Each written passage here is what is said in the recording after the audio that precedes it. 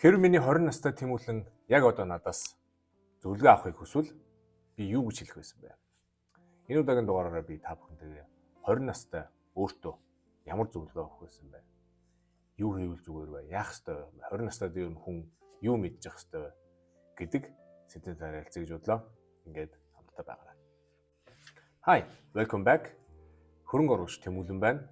Манай мөнгө сэтгэл зүй, хувийн санхүүгийн талаар ярилцдаг Money Wise Master Channel тавтай морил. Тэгээд видео гэхээс өмнө та бүхнээс нэг гуйх юм байна. Миний видеог үзэж байгаа хүмүүсийн 70% нь subscribe хийгээгүй хүмүүс байт юм байлаа. Хэрв та яг энэ шиг өөртөө хэрэгтэй, өөрийгөө нэг level ахиулъя гэсэн контент үзхийг хүсэж байвал subscribe button дараарай. Тэгээд дээрэс нь бас хонх дараарай. Тэгэх юм бол та бүхэндээ би 7 хоног болгон маш сонирхолтой мөнгө сэтгэл зүй, хувийн санхүүгийн талаар таныг нэг level ахихт чинь туслах тийм контентуудыг хийж байгаа бол ингээд өнөөдрийн сэдвтэ оръё. Let's talk about money.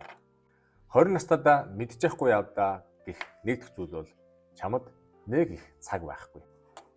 20 настай бид нэр хийхдээ юу гэж боддог гэхээр би 20 настай залуу байна. Дэлхий дээр байгаа бүх цаг надад байгаа. Хөгшрөх хаач исэн болоогүй гэж ерөнхийдөө их боддог.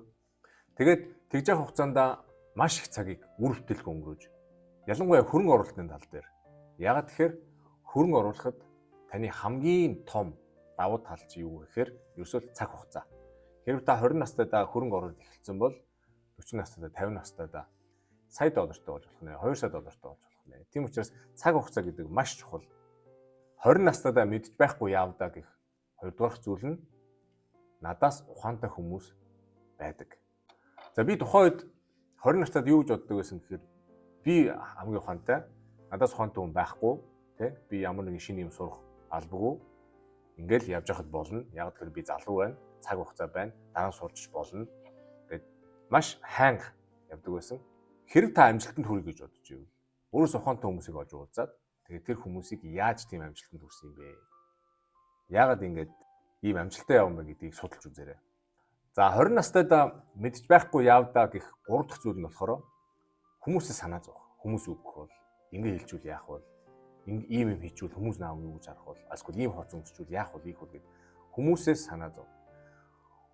Ихэнхдээ бид ингэж ярьдаг хүмүүс чиний юу хийж байгаа, юу хийж өмссөн, яасан ийсэн хүмүүст хамаагүй. Яг үндэ бол тийм биш. Хүмүүст хамаатай. Хүмүүс чиний тухай ярина. Хүмүүс чиний чамайг харна, юу өмссөн бэ, яасан бэ. Тэгтээ тэр нь чамд тийм их нөлөөлөхгүй. Яг тэгэхээр тэр хүмүүс тухайн үедээ яриад тийм юм өссөн байна, ингэсэн байна, тэр тэгсэн, энэ ингэсэн, инээдтэй байгаа ингэсэн яасан гэд муулаад өнгөрн айсгүй сайлаад өнгөрн янз бүрийн юмар яриад өнгөрн.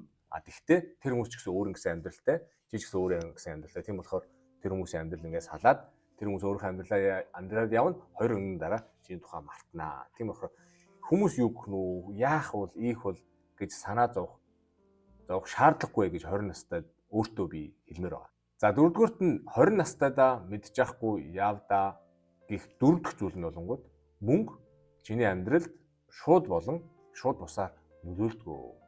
Мөнгө бол чухал биш гэдэг бол худлаа. За нөгөө талаасаа болонгууд мөнгө бол бүх юмний дээр байх ёстой гэдэг бас худлаа, тий? Мөнгөөр мэдээж аз жаргалыг худалдаж авч болохгүй. Мөнгөөр их юм хийж болно, зөндөө ямиг аргалж болно, зөндөө ямиг амархан болгож болно. Гэхдээ мөнгө бол бүх юм биш ээ. Бас нөгөө талдаа мөнгө юу ч биш, чухал биш амьдралын юм гэдэг бас худлаа юм аа. Ягаад тэгэхээр чиний амьдралд шууд бусаар нөлөөж идэг учраас мөнгө гэдэг чухал. Тэрийг жоохон баланст барих хэрэгтэй. Тэгээд мөнгө гэдэг юмыг анханаас нь жоохон анзаарах хэрэгтэй юм байлээ. Тийм учраас би 20 настайд яг өөртөө юу гэж хэлэх гээд байна гэхээр мөнгө бол чухал. Мөнгийг одооноос анзаарчээ. Мөнгөтэй зөв харьцаж сураа. За 20 настайдаа мэдчихгүй явдаа гэх 5 дахь зүйл нь болонгууд ямарваа нэг зүйлийг хийх цаг хугацаа бас орон зай гэж байдаг. Хүн тодорхой юмыг хийх цаг хугацаа орон зай байдаг. Тэр нь юу гэсэн үг вэ гэхээр чи 50-таа цөнхөө өрөөд дэлхийг ингээд тойроод аялна гэж байхгүй тий. Гэр бүлтэй болчихно, ямар нэгэн тодорхой нэг амьдралтай болчихно. Тийм учраас 20-тоо цөнхөө өрөөд гэрээсээ гараад яв. 20-тоо рисктэй хөрөнгө оруулалт хий. 20-тоо мөнгөтэй хайрцаж сур. 20-тоо юмыг шинээр нээж тэ өөртөө нээж ингэж андалж үз. Тэ 20-тоо өөрийгөө сорж үз. 30-таа 40-таа 50-таа өөрийгөө сорно гэж ямар нэг юм тэнийг нь хийгээд явж болохгүй. Тийм учраас тодорхой ямар нэгэн зүйлийг те ямар нэгэн зүйлийг хийх цаг хугацаа бас орон зай тийм юм байдаг юм аа. Тийм учраас 20 настайдаа байхдаа хийх гэсэн юм аа хийж үз. Оролдыг гэсэн юм аа оролд. Үзмээр байгаа юм аа үз, гарч ор. Тэгээд амьдралыг гоё хамтлах хэрэгтэй. За ингээд та бүхэнд энэ хүртэл хамтдаа байсан. Баярлалаа. Хэрэг та 20 той байсан бол яах байсан бэ? Тэ? Амьдрал яаж амьдрах байсан бэ? Коммент хэсэг бичээрэй. Хэрэг та 20 насаа даваад туулцсан, тэ? Өнгөрөөцсөн 20 настай өөртөө юу гэж хэлэх байсан бэ? Коммент хэсэг бичээрэй. Бас сонирхолтой болно. Ингээд дараа уулзалтаа баяртай.